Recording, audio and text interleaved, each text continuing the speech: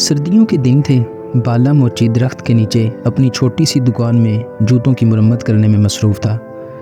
اس کی دکان بغیر چھت اور دیواروں کے ایک ٹنڈ منڈ درخت کے نیچے گاؤں کے بالکل بیچوں بیچ ایک صاف ستھرے میدان میں تھی، اور اس دکان کا کل اثاثہ لکڑی کا ایک صندوق تھا۔ جب بالا کام ختم کر لیتا تو اپنی ساری چیزیں اس صندوق میں بند کر کے اس کی کنڈی لگا دیا کرتا تھا، اور یوں دکان بند ہو جاتی تھی۔ دوپہر کا وقت ہو گیا تھا اور سر پر سورج بھی چمک رہا تھا، مگر بالا پھر بھی سردی محسوس کر رہا تھا۔ اس نے اون کی بنی ہوئی پرانی شال کو اپنے جسم کے گرد لپیٹ رکھا تھا۔ اس کے باوجود اس کے بال پاؤں سردی سے ٹھنڈے ہو رہے تھے، اور وہ گاؤں کا واحد موچی تھا۔ گاؤں کے سب لوگ اپنے پھٹے پرانے جوتوں کی مرمت اسی سے ہی کرواتے تھے، اس لیے اس کو فارغ بیٹھنے کی ذرا بھی فرصت نہیں ملتی تھی، اور وہ صبح سے شام تک اپنے کام میں ہی لگا رہتا تھا۔ بالا تھا تو غریب آدمی، مگر اس میں لالچ نام کو بھی نہ تھا۔ اسے علم تھا کہ گاؤں کے لوگوں کی آمدنی زیادہ نہیں ہوتی اور وہ بڑی مشکل سے اپنی گزر بسر کرتے ہیں۔ بالا گاؤں کے دوسرے لوگوں کی طرح ان پڑھ ہی تھا، مگر اس کو گاؤں والوں کی غربت کا احساس تھا، اس لیے وہ ان سے جوتوں کی مرمت کے زیادہ پیسے نہیں لیتا تھا۔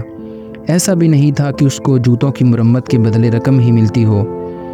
گاؤں کے کچھ لوگ تو اس خدمت کے عوض اسے مرغی، انڈے، گندم، سبزیاں اور گڑ وغیرہ بھی دے جاتے تھے۔ ایک دفعہ اس نے گاؤں کے ایک آدمی کے 2 بچوں کے نئے جوتے بنائے تھے، تو اس آدمی نے ان جوتوں کے بدلے اسے ایک بکری دے دی۔ اس بکری کی وجہ سے بالے اور اس کے گھر والوں کو دودھ کی آسانی ہو گئی۔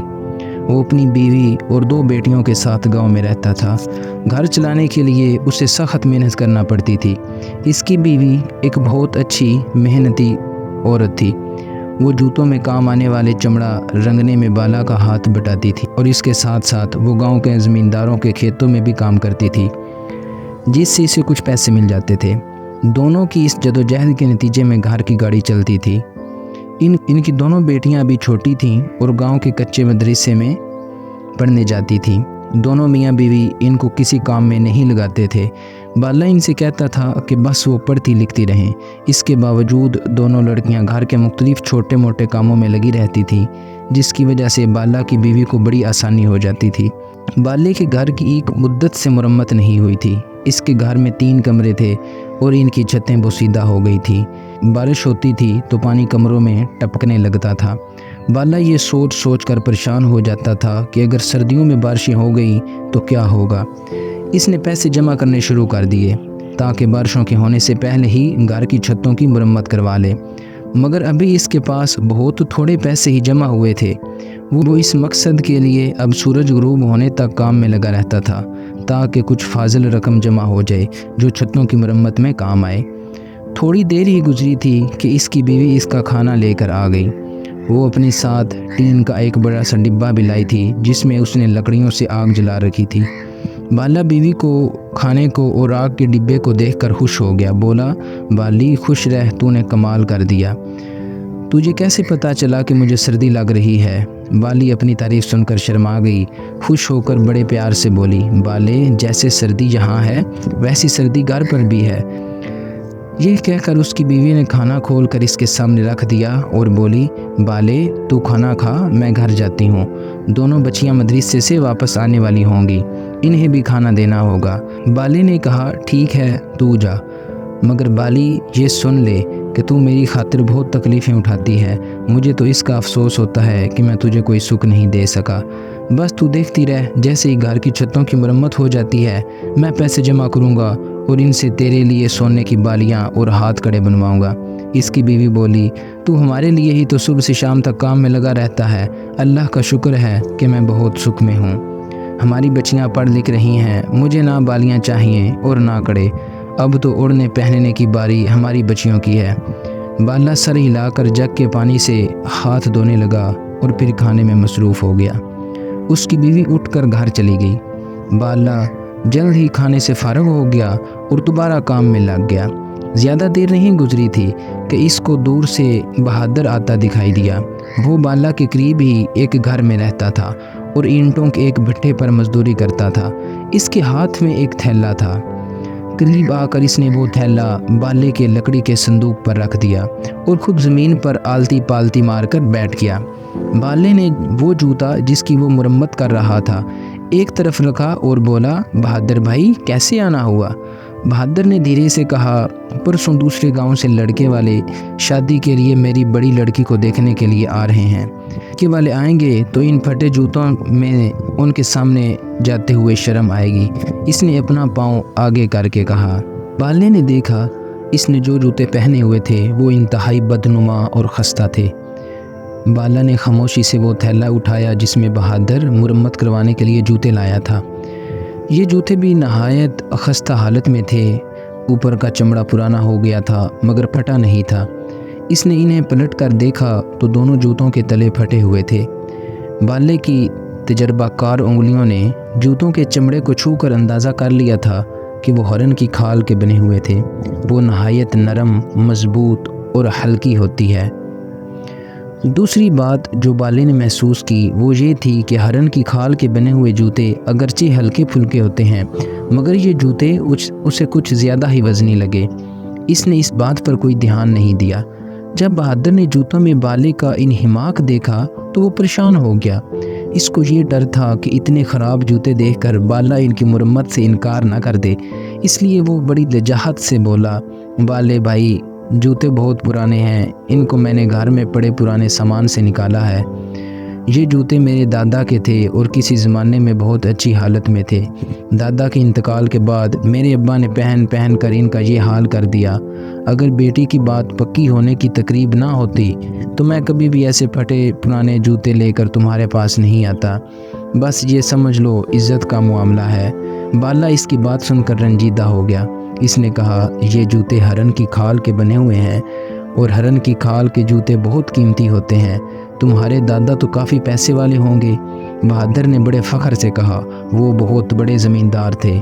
इस गांव की बहुत सी ज़मीनें उन्हीं की मलकियत थीं।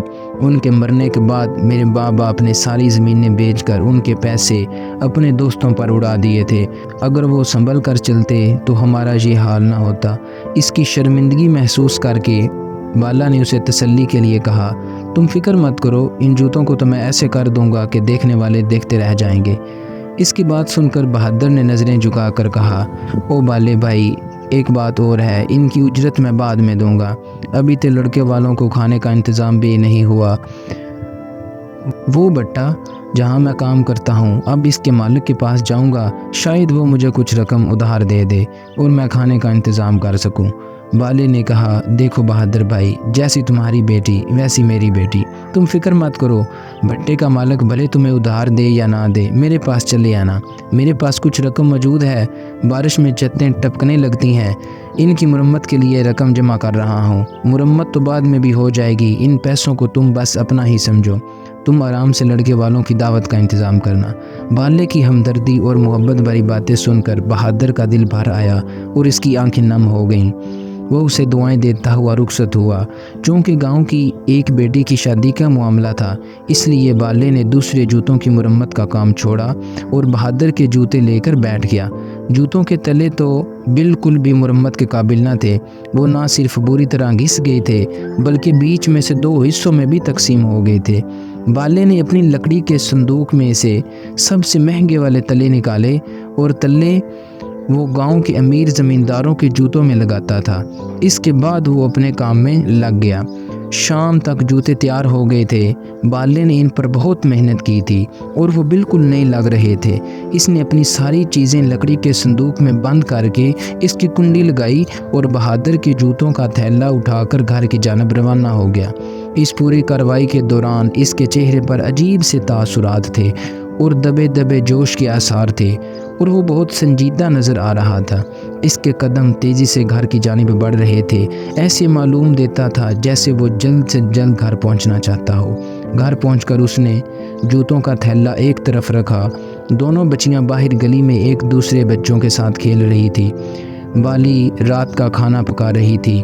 बाले ने उसे आवाज़ देकर बुलाया, وہ آئی تو بالے نے اسے بہادر کے جوتے دکھائے اور پھر اسے پاس بٹھا کر چپکے چپکے اس کو کچھ بتانے لگا۔ بالے کی باتیں سن کر بالی کی آنکھیں حیرت سے چمکنے لگی تھیں۔ اپنی بات ختم کر کے بالے نے اپنے کرتے کی جیب میں ہاتھ ڈال کر پرانے کپڑے کی ایک پوٹلی کھول کر بالی کو دکھائی۔ پوٹلی میں بہت سارے چمکتے ہوئے ہیرے اور سونے کی چھوٹی چھوٹی اینٹیں چمک رہی تھی۔